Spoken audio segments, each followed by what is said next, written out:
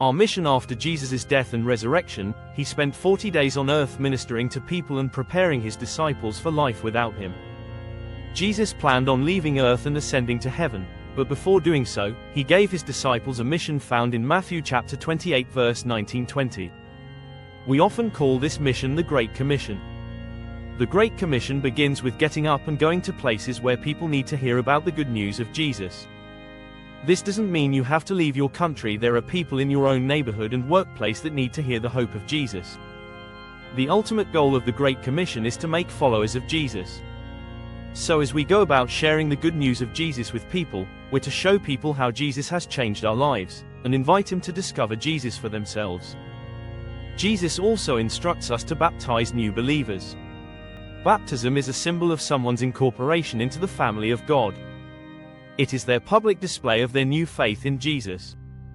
Baptism is such an important part of the Christian life that Jesus made sure to include it in our mission. It can be easy to think that making disciples and baptizing believers is the responsibility of our church pastors and ministry leaders. While those things certainly are part of every church's mission, Jesus intended for every believer to be making disciples.